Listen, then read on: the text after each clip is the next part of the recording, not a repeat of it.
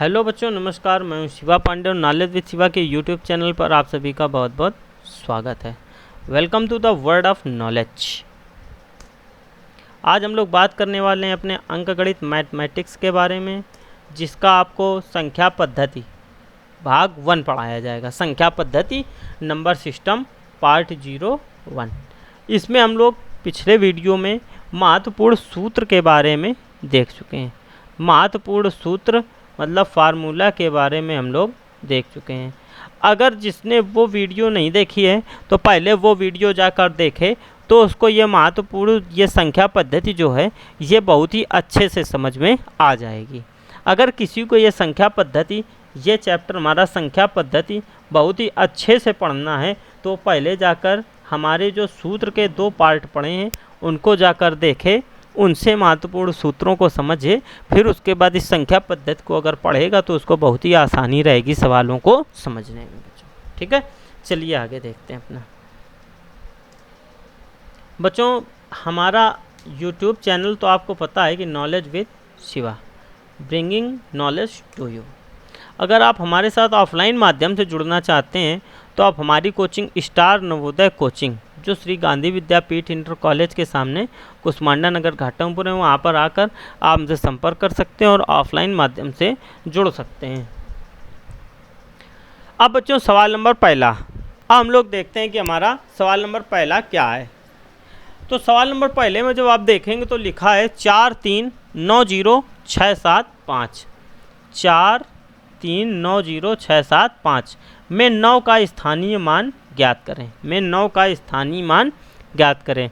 4 3 9 0 6 7 5 में 9 का स्थानीय मान निकालना है। किसका? 9 का। तो देखिए 9 गुणते, अब देखिए क्या करेंगे बच्चों, स्थानीय मान के लिए क्या करते हैं, जिसका स्थानीय मान पूछे उसके बाद गुणा का चिन्ह लगाते हैं और 1 लिख देते हैं, और 1 के बाद जितने अंक उस संख्या के पीछे दिए गए हों, मतलब जिसका स्थानीय मान पूछे उसके बाद देखना है कि उसके पीछे कितने अंक हैं, और जितने अंक होते हैं बस उतने ही 0 लगा देते हैं। तो कितने अंक हैं? 1 2 3 4 अंक। 4 अंक हैं तो 4 0 लगा देंगे। 4 अंक हैं तो क्या करेंगे? 4 0 लगा देंगे। जब 4 0 लगा देंगे तो बस गुणा करा देंगे, तो अपना जवाब क्या हो जाएगा बच्चों? 90,000। अपना जवाब क्या हो जाएगा? 90,000। तो बस यही आपका डी नंबर जवाब जो होगा ये बिल्कुल सही होगा। ठीक है, ये डी नंबर जो अपना जवाब होगा ये बिल्कुल सही होगा बच्चों। तो ये समझ में आया। क्या करते हैं, सबसे पहले दी गई संख्या को लिखते हैं। तो 4 3 9 0 6 7 5 ये संख्या दी गई है, और इसके बाद ये आप देख रहे हैं कि जो संख्या का पूछा जाए उसको पहले लिखते हैं, फिर गुणा लगा देते हैं और फिर 1 लिख देते हैं, और उसके बाद देखते हैं कितनी संख्याएं दी गई हैं। तो 1 2 3 4 संख्याएं दी गई हैं, तो 4 0 लगा दिया। तो 9 के बाद 4 0 1 2 3 4, बस यही आपका जवाब आंसर। ठीक है बच्चों, समझ में आ रहा होगा उम्मीद करते हैं। आगे देखिए अगला कह रहा है 4 5 6 8 8। 4 5 6 8 8 में 6 के स्थानीय मान व अंकित मान का अंतर ज्ञात करें। 4 5 6 8 8 के स्थानीय मान व अंकित मान का अंतर ज्ञात करें। अब इसमें क्या देख रहे हैं आप? 6 देख रहे हैं। क्या देख रहे हैं? 6। तो अब देखिए 6 के स्थानीय मान पूछा गया है, तो 6 का क्या पूछा गया है? स्थानीय मान। तो सबसे पहले 6 का स्थानीय मान निकालेंगे। स्थानीय मान के लिए क्या बताया कि जो संख्या दी जाए उसको लिख देते हैं, उसके बाद गुणा और फिर 1। उसके बाद देखते हैं कितने अंक हैं, तो 2 अंक हैं तो 2 0 लगा दिए। जब 2 0 लगा दिए तो ये 600 बन गया बच्चों। 6 का स्थानीय मान कितना आ गया? 600। और अंकित मान, यहाँ पर मेन चीज़ देखिए अंकित मान। ठीक है, अब देखिए अंकित मान होता क्या है। अंकित मान होता क्या है, सबसे पहले तो अंकित मान को समझेंगे। स्थानीय मान तो आप समझ चुके हैं।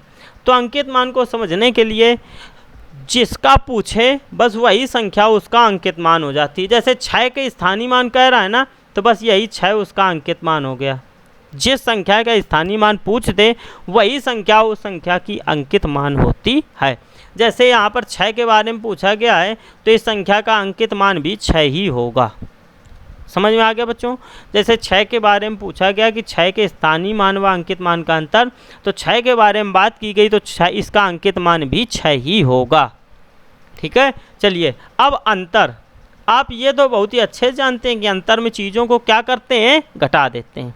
तो 600 में 6 घटा दिया जाए, तो 10 में 6 घटाओगे 4, और ये बचा 9 और ये बचा 5, तो क्या आ गया बच्चों, 594।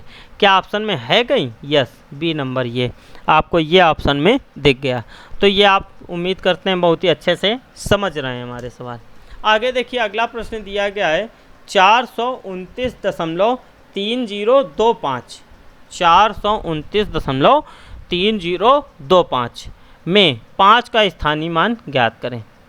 429.3025 में 5 का स्थानीय मान ज्ञात करना। अब इस 5 का पूछा गया है, तो बस बच्चों आपके दिमाग में आया 5 लिखा, गुणते 1 लगाया, कुछ नहीं है, तो बस इस 5 का स्थानीय मान 5 निकाल दिया आपने। सही भी होना चाहिए, पर लेकिन बच्चों क्या है कि ये करने का तरीका जो है, ये अब दशमलव वाले सवाल में अपना ये मेथड गलत हो जाता है। कौन वाला, बस गुणा लगाया, 1 लिखा, कोई संख्या नहीं, बस वही आ गया है ये आंसर, ठीक। तो ये बच्चों ये तरीका अपना हो जाता है यहाँ से गलत, ये तरीका अपना क्या हो जाता है, यहाँ से ये तरीका अपना हो जाता है गलत। अब देखो दशमलव वाले सवालों में क्या करना होता है, तो दशमलव वाले सवालों में आप 400 सवाल नोट करेंगे, 429.3025। अब देखिए इस 5 का स्थानीय मान 5 तो आएगा। अभी तक क्या हो रहा था, गुणा कर रहे थे, दशमलव वाले में भाग करते हैं, क्या करते हैं, दशमलव वाले में भाग। अब भाग के बाद 1 लिख दिया नीचे। अब दशमलव के बाद दशमलव और 5 के बीच में कितने अंक, 1 2 3, कितने अंक, 1 2 3 और ये 5 4, तो यहाँ पर 4 से 4 जीरो लगा देंगे, और अब इसका क्या करेंगे, भाग कर देंगे। इसका क्या करेंगे, भाग। तो बस 0.000 और ये 5 इसका जवाब हो जाएगा, ये इसका जवाब हो जाएगा 0.0005। कहाँ पर दिख रहा है आपको, ए नंबर में ये दिख रहा है। अगर आप इसको दूसरे माध्यम से करना चाहें, अगर भाग नहीं देना चाह रहे हैं, तो अभी इसका एक बहुत ही नायाब तरीका ढूंढ कर निकालना है।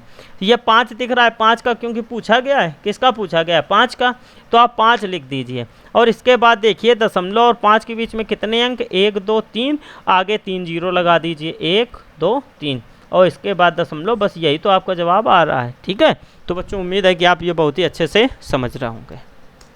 आगे देखिए अगला प्रश्न क्या है, अगला प्रश्न है 3 9 4 9 7 में कौन सी छोटी से छोटी संख्या जोड़ी जाए ताकि योगफल 3 से पूर्णतः विभाजित हो।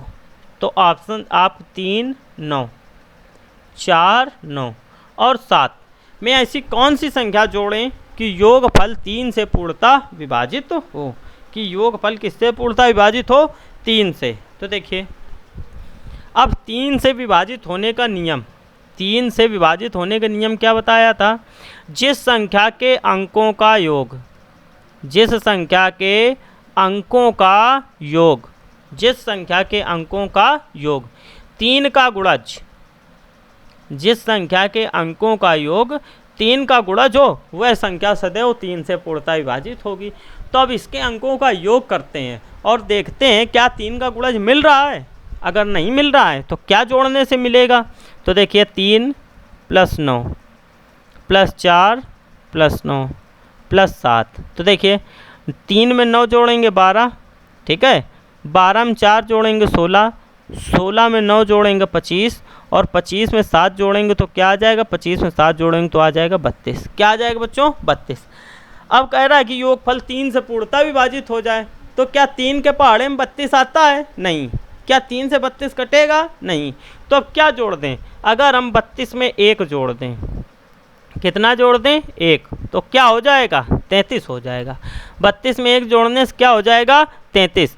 3 से विभाजित हो जाए तो क्या 3 से 33 कट जाएगा, बिल्कुल कट जाएगा। तो कितना जोड़ें, 1, कितना जोड़ें, 1। तो आपका जवाब क्या हो जाएगा, 1, आपका जवाब बिल्कुल सही हो जाएगा। आगे देखिए, अच्छा, निम्न में से कौन सी संख्या 11 से विभाजित है, निम्न में से कौन सी संख्या 11 से विभाजित है। अब बेटा ये आपको ऑप्शन से ही चेक करना पड़ेगा कि कौन संख्या 11 से विभाजित है। तो 11 से विभाजित होने का नियम देखिए क्या बताया था, 11 से विभाजित होने के नियम बताया था, जिस संख्या के सम स्थानों, जिस संख्या के सम स्थानों तथा विषम स्थानों, जिस संख्या के सम स्थानों तथा विषम स्थानों के योग का अंतर, जिस संख्या के सम स्थानों तथा विषम स्थानों के योग का अंतर 11 का गुणज हो, 11 का गुणज हो या शून्य हो, या शून्य हो, या शून्य हो। जिस संख्या के सम स्थानों तथा विषम स्थानों के योग का अंतर 11 का गुणज हो या शून्य हो, तो वह संख्या सदैव 11 से पूर्णतः विभाजित होगी। तो ये तो बच्चों आपको बहुत ही अच्छे से पता है। तो देखिए पहला ऑप्शन क्या दिया गया है, ऑप्शन नंबर ए देखिए, ए में लिखा है 161,051। तो विषम स्थान ये दिख रहा है आपको, विषम स्थान ये दिख रहा है और विषम स्थान ये दिख रहा है। तो 1 में 1 जोड़ा 2, 2 में 5 जोड़ा 7, क्या आया 7। सम स्थान आपको ये दिख रहा है 6, ये 0 सम स्थान दिख रहा है आपको, और ये 1। तो 6 में 1 जोड़ो, 6 में 0 जोड़ा 6, 6 में 1 जोड़ा 7। तो सम स्थानों तथा विषम स्थानों का योग कर दिया। अब योग का अंतर 7 में 7 घटाओ, क्या आएगा 0। सम स्थानों तथा विषम स्थानों के योग का अंतर शून्य हो, क्या हो शून्य हो, या 11 का गुणज हो। तो बच्चों शून्य आ गया है ना, तो ये 11 का गुणज नहीं आया, शून्य आ गया। तो बस क्या, ये अपना पहला सही है। अब बच्चों आपको एक देखने वाली बात है, एक ऑप्शन दे दिया गया ये सभी, तो दूसरा चेक करिए क्या दूसरा भी विभाजित है। अगर दूसरा भी विभाजित होगा तो ये सभी भी हो सकता है। तो आगे देखिए ऑप्शन फिर है बी नंबर, क्या लिखा है 5 7 4 3 2 1। अब देखिए ये विषम स्थान विषम स्थान विषम स्थान, 5 में 4 जोड़ेंगे बच्चों 9 आएगा, 9 में 2 जोड़ेंगे बच्चों 11 आएगा, 7 में 3 जोड़ेंगे 10 आएगा, 10 में 1 जोड़ेंगे 11 आएगा, ये 11 और ये 11। अब 11 में 11 घटाएंगे तो क्या आ गया बच्चों 0 आ गया ना। तो ये देखिए बी नंबर भी आपका क्या है 11 से विभाज्य है। क्या सी नंबर भी विभाज्य है, तो देखते हैं, तभी तो ये सभी आएगा। तो लिखा है 23 56 3, ये विषम ये विषम ये विषम। तो देखिए 2 में 5 जोड़ा 7, 7 में 3 जोड़ा 10, और ये 3 में 6 जोड़ेंगे तो बच्चों क्या आएगा 9। ये 10 है और ये 9 है, 10 में 9 घटाएंगे तो आपका जवाब क्या आएगा 1। तो 1 क्या 11 पहाड़े में आ रहा है, 1 11 के पहाड़े में नहीं आ रहा है, तो इसलिए सी नंबर गलत हो गया। ठीक, तो अपना क्या हुआ, ये सभी भी गलत हो गया। अपने ए और बी तो सही हैं पर सी नंबर नहीं है, तो इसलिए आपका एक अलग ऑप्शन बनेगा ए और बी, ए और बी दोनों सही हैं। अब क्या है कि जब आपको एक ऑप्शन दोनों सही दिखें तो वहाँ पर पहले वाले को आप प्रायोरिटी ज़्यादा देंगे, पहले वाले को प्रायोरिटी ज़्यादा देंगे। पर लेकिन इस प्रकार के सवालों में आपको ए और बी करके बी एक ऑप्शन दे दिया जाएगा बच्चों। ठीक है, उम्मीद है कि आप ये बहुत ही अच्छे से सवाल समझ पाए होंगे। अगला प्रश्न है, निम्न में से कौन सी संख्या 9 से विभक्त है। निम्न में से कौन सी संख्या 9 से विभक्त मतलब भाग जा रहा है किस संख्या का 9 से। तो देखिए 7 8 9 5 4 3, 9 से विभाजित होने का नियम क्या था, 9 से विभाजित होने का नियम था जिस संख्या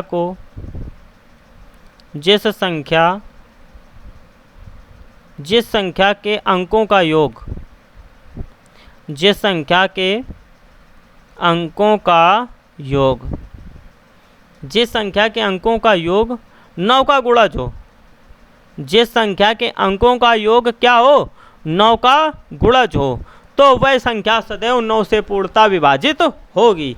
ये बात बच्चों आपको बताई गई थी, जिस संख्या को जोड़ने पर 9 का गुणज मिल जाए तो वह संख्या सदैव 9 से विभक्त होगी। आगे देखते हैं पहला प्रश्न। पहले में क्या दिया गया है 7 8 9 5 4 3। तो देखिए 7 में 8 जोड़ोगे 15 आएगा, 15 में 9 जोड़ोगे क्या आएगा बच्चों, 15 में 9 जोड़ोगे 24 आएगा, 24 में 5 जोड़ोगे 29, और 29 में 4 जोड़ोगे 33, 33 में 3 जोड़ोगे 36। क्या 9 के पहाड़े में 36 आता है? यस, 9 चौको 36। तो इसलिए ये ए नंबर आपका जवाब बिल्कुल सही है। 9 से 36 कट जाएगा, 4 आ जाएगा। ए नंबर आपका सही है। बी नंबर देखिए, लिखा है 6 7 2 3 1 8। अब देखिए 6 में 7 जोड़ोगे 13, 13 में 2 जोड़ोगे 15, 15 में 3 जोड़ोगे 18, 18 में 1 जोड़ोगे 19, 19 में 8 जोड़ोगे 27। क्या आया बच्चों? 27। क्या 9 का भाग 27 में जाएगा? 9 तियाँ 27, यस 3। ठीक, तो इसलिए बी नंबर भी आपका सही है। अब सी नंबर देखते हैं, क्या लिखा है सी नंबर में? 4 5 4 5 7 2 4 4 1। तो देखिए 4 5 9, 9 7 16, 17 18, 18 4 22, 22 4 26, 26 1 27। 3 का भाग दे दो, 3 9 27 9। तो ये भी आपका सी नंबर सही है। तो ये बच्चों तीनों सही आ रहे हैं ना। जब तीनों सही आ रहे हैं तो आपका जवाब क्या हो जाएगा? ये सभी आपका जवाब हो जाएगा बिल्कुल सही। ठीक है, ये सभी आपका जवाब क्या होगा? ये सभी जवाब आपका बिल्कुल सही होगा। आगे देखते हैं अगला प्रश्न क्या है। अगला प्रश्न कह रहा है, निम्न संख्या कौन सी 8 से पूर्णतः विभक्त है? कौन सी संख्या 8 से पूर्णतः विभक्त है? तो 8 से विभक्त होने का नियम ये था, 8 से विभक्त होने का नियम तो ये था, जिस संख्या को जोड़ने से, जिस संख्या के अंतिम 3 अंक, जिस संख्या के अंतिम 3 अंक 8 से पूर्णतः विभाजित हों, 8 से पूर्णतः विभाजित हों, जिस संख्या के अंतिम 3 अंक 8 से पूर्णतः विभाजित हों या शून्य हो, या तीनों अंक क्या हो? शून्य हो, तो वह संख्या सदैव 8 से पूर्णतः विभाजित होगी। तो जिस संख्या के अंतिम 3 अंक 8 से पूर्णतः विभाजित हों या शून्य हो, वह संख्या सदैव 8 से पूर्णतः विभाजित होगी। तो इसलिए पहला ऑप्शन देखिए, लिखा है 7 6 4 8 8। क्या लिखा है? 7 6 4 8 8। तो किससे पूर्णतः विभाजित हो? 8 से। तो अंतिम 3 अंक 4 8 8 दिख रहे हैं, तो 4 8 8 में 8 का भाग दे दीजिए, 8 से काटिए, 8 45, 8 6 48 और 8 कम 8 कट गया। तो बस ये ए नंबर आपका जवाब बिल्कुल सही है। अब इनमें से सभी तो दिया नहीं गया है, तो इसलिए बी और सी आपके गलत है, इनमें से कोई नहीं हो नहीं सकता है, क्योंकि ए नंबर हो गया है बच्चों। ठीक, आगे देखिए अगला प्रश्न नंबर अगला 6 7 2 3 1 में क्या जोड़ें कि 3 से विभाजित हो जाए? तो देखिए 6 में 7 जोड़ोगे 13, 13 में 2 जोड़ोगे 15, 15 में 3 जोड़ोगे 18, 18 में 1 जोड़ोगे 19। क्या 3 के पहाड़े में 19 आता है? नहीं आता है। 19 में 1 जोड़ोगे तो 20, 3 के पहाड़े में 20 भी नहीं आता। अगर 19 में 2 जोड़ दोगे, 19 में 2 जोड़ दोगे तो आपको 21 मिल जाएगा, और 3 के पहाड़े में 21 आ भी जाता है, 3 के पहाड़े में 21 आ भी जाता है। तो ये 2 नंबर आपका जवाब बिल्कुल सही हो जाएगा। 2 नंबर क्या होगा आपका जवाब? बिल्कुल सही हो जाएगा। आगे देखिए अगला 75 42 700 किस संख्या से पूर्णतः विभक्त है? 75 42 700 किस संख्या से पूर्णतः विभक्त है?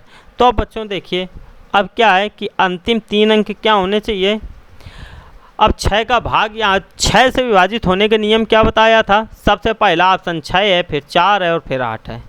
6 से विभाजित होने के नियम बताया था, जिस संख्या के अंकों का योग, जिस संख्या के अंकों का योग 3 से भी कटे, ठीक, और 2 से भी भाग चला जाए, जिस संख्या में 2 से भी भाग चला जाए तो वह संख्या सदैव 6 से कट जाएगी। मतलब क्या है, जो सवाल 2 का नियम भी फॉलो करे और 3 का नियम भी फॉलो करे तो वही सवाल 6 से कटेगा। ठीक, तो अब ये वाला आप देख रहे होंगे, तो लिखा है पहला 75 42 700, तो ये 2 का तो नियम फॉलो कर रहा है। 3 वाला देख लिया जाए, 7 5 12 12 4 16 17 18 और 18 7 18 19 25 आया इनका योग करने पर। क्या आया? 25। क्या 3 के पहाड़े में 25 आता है? नहीं। तो ये पहला 6 से तो विभाजित हो नहीं सकता है, ये 6 से विभाजित नहीं हो सकता है, 4 से विभाजित हो जाएगा। क्यों? क्योंकि क्या दिया गया आपको? अंतिम 2 अंक शून्य है, तो इसलिए ये 4 से विभाजित है। और 8 से भी नहीं है क्योंकि अंतिम 3 अंक होने चाहिए शून्य, तो इसलिए 8 से भी नहीं। तो ये बी नंबर 4 से विभाजित होगा। ये आपका जवाब बिल्कुल सही है। आगे देखिए 10वां कह रहा है 76 45 90 के संख्या से विभाजित है। 76 45 90 के संख्या से विभाजित है। 5 और 10, देखिए 5 विभाजित होने के नियम बताया था, जिस संख्या के अंत में 5 हो या 0 हो, जिस संख्या के अंत में 5 या 0 हो, और 10 से जिस संख्या के अंत में 0 हो, ये नियम था। तो देखिए ये 5 का नियम भी फॉलो कर रहा है और ये 10 का नियम भी फॉलो कर रहा है। तो ये 5 का नियम भी फॉलो कर रहा है और 10 का, और ऑप्शन भी दिया गया 2 और 3, तो ये 2 एवं 3 दोनों से विभाज्य है। ठीक है, 5 और 10। ठीक है बच्चों, चलिए आगे देखिए अगला प्रश्न कह रहा है 4 अंकों की सबसे बड़ी संख्या। तो बच्चों इसके लिए बताया गया था 4 अंकों की सबसे बड़ी संख्या के लिए, तो 1 अंक की सबसे बड़ी तो संख्या आपको पता है ना, 1 अंक की सबसे बड़ी संख्या आपको पता है ना। हाँ, तो 1 अंक की सबसे बड़ी संख्या क्या है? 9। 2 अंक की सबसे बड़ी संख्या क्या होगी? 99।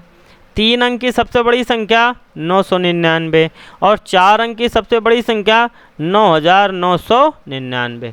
तो बस ये ए नंबर आपका ऑप्शन सही है। तो 4 अंकों की सबसे बड़ी संख्या क्या हो गई? 9999। क्या हो गई? 9999। बच्चों जितने अंक की बड़ी संख्या पूछी जाए बस उतने 9 लिख देते हैं। जितने अंक की बड़ी संख्या पूछी जाए बस उतने 9 लिख देते हैं, वो आपकी बड़ी संख्या बन जाएगी। आगे देखिए 4 अंक की सबसे छोटी संख्या का पूर्व पद बताइए। तो सबसे पहली चीज़ तो यहाँ पर आपको देखनी है कि 4 अंकों की सबसे छोटी संख्या क्या होगी। 4 अंकों की सबसे छोटी संख्या क्या होगी? 4 अंकों की सबसे छोटी संख्या, तो 4 अंकों की सबसे छोटी संख्या जब आप देखेंगे तो क्या होगी? 1000। क्यों? बताया था कि 1 के बाद उससे 1 कम 0, 4 अंक की थी तो 3 0। पूर्व पद मतलब उससे पहले क्या आया हो, तो पहले बताने के लिए उसमें 1 घटा दीजिए।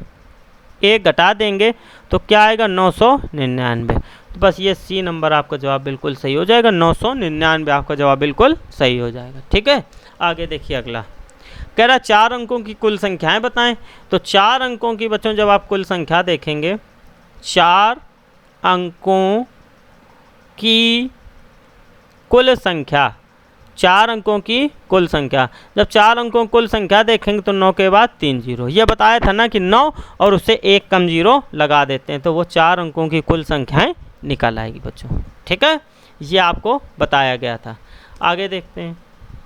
अगर बच्चों आपको ये हमारा वीडियो अच्छा लगा हो तो आप वीडियो को ज़्यादा से ज़्यादा लाइक करिए। बच्चों वीडियो को आप ज़्यादा से ज़्यादा लाइक करिए, शेयर करिए और चैनल को सब्सक्राइब करिए। हमारा channel knowledge with Shiva, channel के साथ जुड़े रहने के लिए चैनल को बच्चों सब्सक्राइब ज़रूर करिए। आप सभी का हमारे साथ बने रहने के लिए बहुत बहुत धन्यवाद।